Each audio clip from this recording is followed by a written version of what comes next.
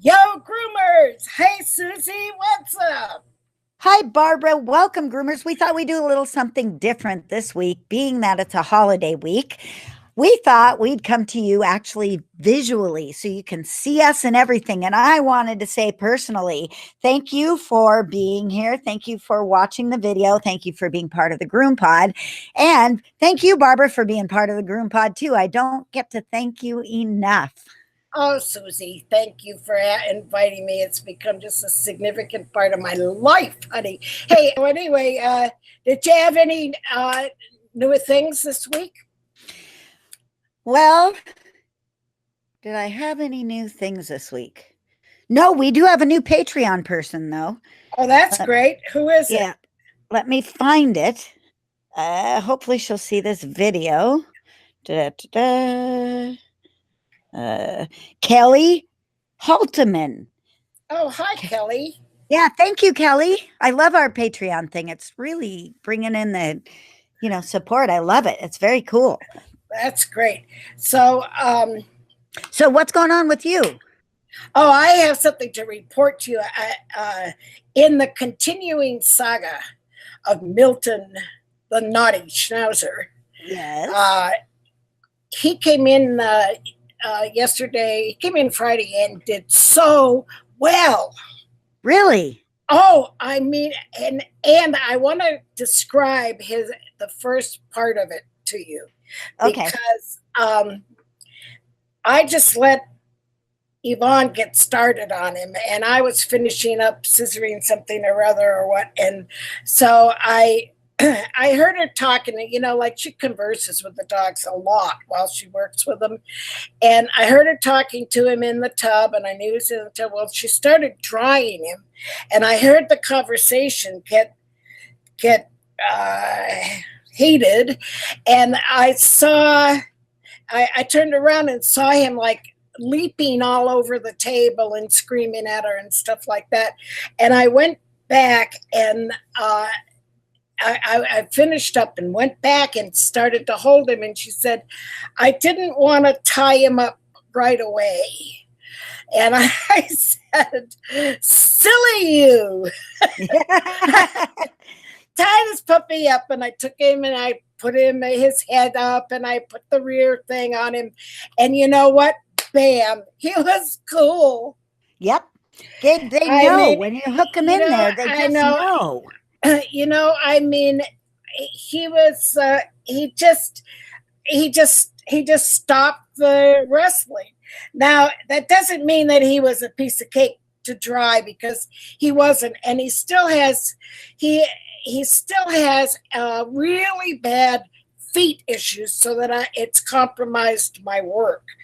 But he was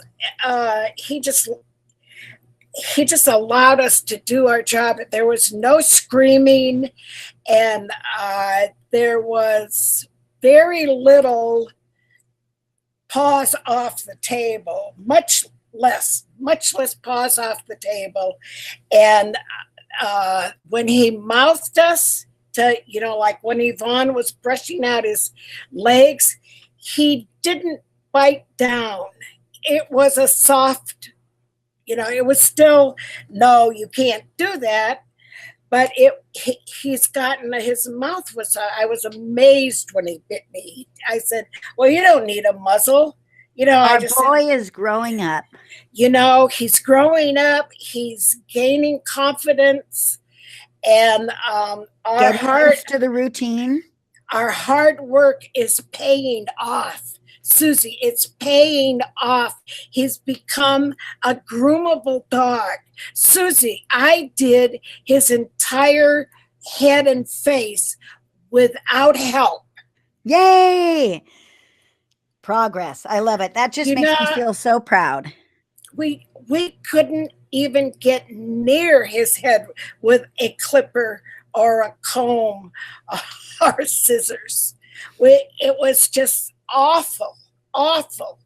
And now I did the entire head with just verbal interaction with him. It was just amazing. That's so cool. I love those stories. I got to do a schnauzer yesterday that I don't usually get to do. It's it's a dog that belongs to a client who has a Maltese, and the Maltese is 15. I looked it up yesterday, 15 years old now, and I've been doing him since his first grooming. And Uh, yeah, and so the parents got this schnauzer, and they are, well, let's just say they're frugal. They don't particularly want to pay mobile grooming prices. The son who lives with the parents, now that the father has passed away, so the mom is left, and she doesn't want to pay what I want to charge for a schnauzer. So they drive like 50 miles up to Arlington to have the dog done. And every time the dog gets done, it has a half of a body hula skirt, and it's got mustache and whiskers that go straight out to the side and eyebrows that go straight up. I mean, it's horrible. It's just horrible. So I don't know what happened in the house, but this time Michael asked me to, instead of grooming the Maltese, because he was still pretty short, to groom Bruno. So I got to do a recovery groom, I'll call it, because there's no other word for it. I fixed the skirt, and I know that mom does not. Now, mom's a little Italian woman, and I don't want her to give me the eye. If she gives me the eye and something happens, I'm going to just feel horrible. She doesn't like it when people trim the dog's legs. And I've made the mistake of trimming the dog's legs last time they had me do the dog. So I left the legs and I just tidied up, and I took a little bit out because Michael was complaining that the dog was bringing in a lot of stuff from outside. So I shelled it out a little bit underneath, and I made, I mean, I cannot tell you, the whiskers were horizontal, I mean, just straight outside. So I blended that down, and I thinned it out a little bit, and I shaped it, and there was whisker all the way back. So I took that off and made the nice line down from the eye to the corner of the mouth. And he looked pretty. I mean, I couldn't prevent a complete disaster with the eyebrows because there wasn't really much to work with there. Yeah, I know. They get screwed up, and it takes a long time for eyebrows to grow out. But he definitely Why is that? Why is it? Why does it take so long for the significant places to grow out, I don't know. It was definitely an improvement. The dog looked way more schnauzery and way less I'm learning how to groom me. And we'll see. If they ask me to do the dog again, I'll know it was a success. If I get a huge pimple in the middle of my head, I know she gave me the eye. So when you were little, did you guys do anything special for 4th of July? I just remember hamburgers and hot dogs, on the grill outside. We used to, all the kids from the neighborhood used to go out front of the house and light off fireworks. It was pretty fun. I miss that. We're going to do some fireworks here outside at our house, though. My friend Sharon, my grooming friend Sharon, is going to come up with her husband.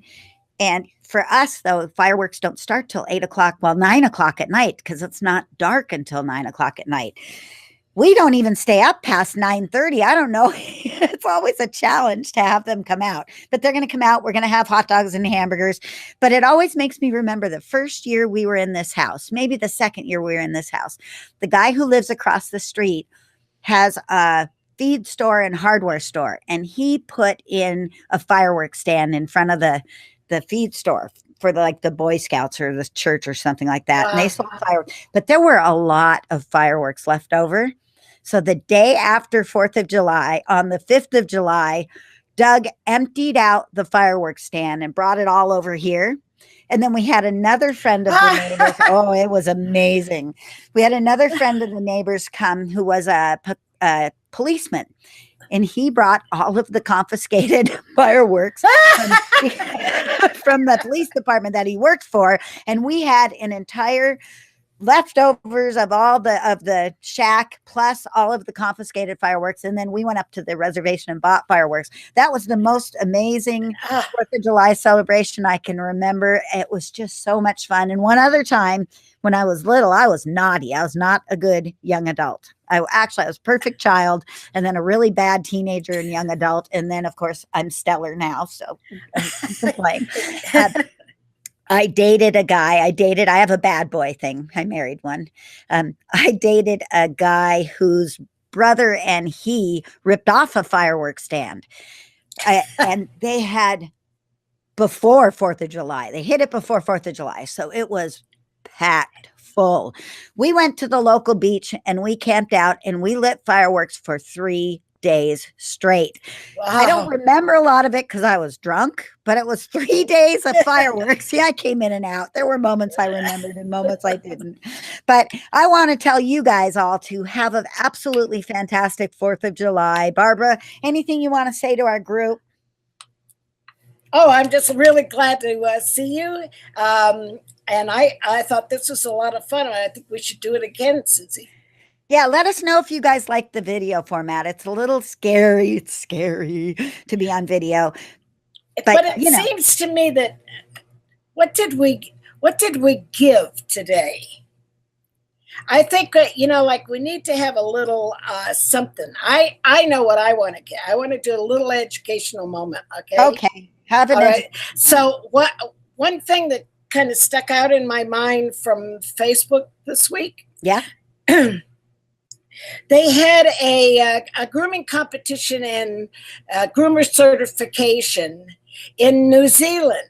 Oh, neat. And you remember that I went there, and so I have friends by the people who organize in New Zealand, right? Right. And one of my friends, and they're old ladies like me. It was so fun, but so there was a groomer who finally passed her certification, and she posted and she was proud and people responded, and my friend Sheila Morris said, yes, the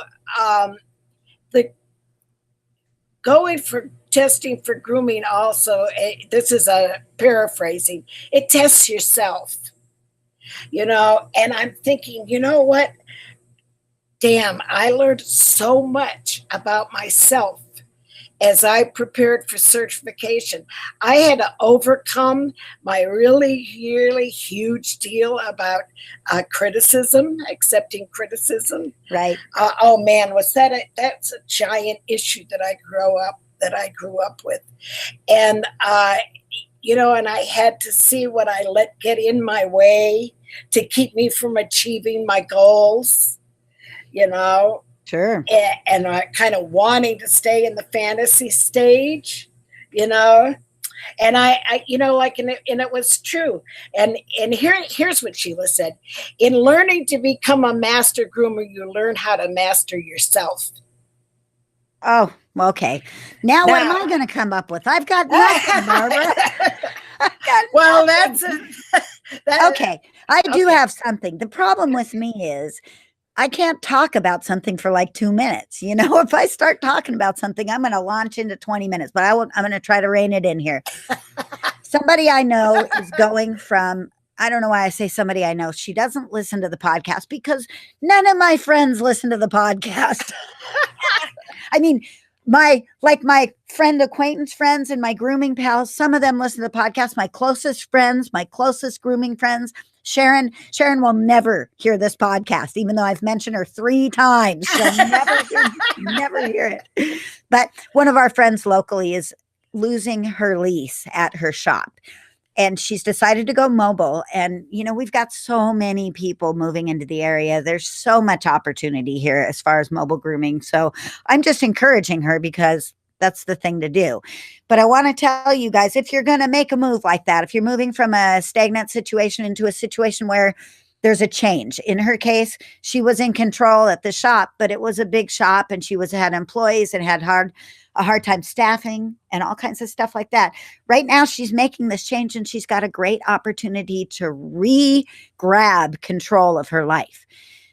And she was thinking she was going to take all of her clients and meet them in parking lots. And I had to kindly let her know that she can probably only do about 120 at the most of her clients. And being in a shop with multiple employees, she has way more than that. So if you guys are going to make a change, use the opportunity, wax shoulders, use the opportunity to correct some of the things that you did wrong the first time. Or if you're going out from a shop to your own shop for the first time, make sure that you make your choices right from the beginning. Pick your prices right, pick your clients right. It's a good opportunity. Change is scary, but sometimes it really is a great opportunity for everybody, including for you or me. I hate change. All right. There. See, I got a nugget in. It was only a couple minutes. Okay. Well, That's great. Well, what I noticed in what that we're doing a live video is that I'm watching you. I'm looking at all my stuff. I was going to say my shit behind me. And I'm thinking, holy cow. Next time I'm going to clean the place up and I'll give you a tour. Ooh, I liked being there. I liked my tour. I think that's a good idea.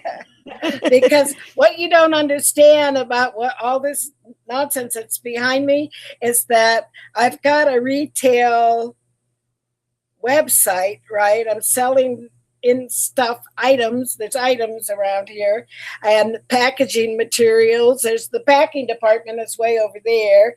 And there's a printing department because I'm printing books. And, and then there's the nail care section, the salon.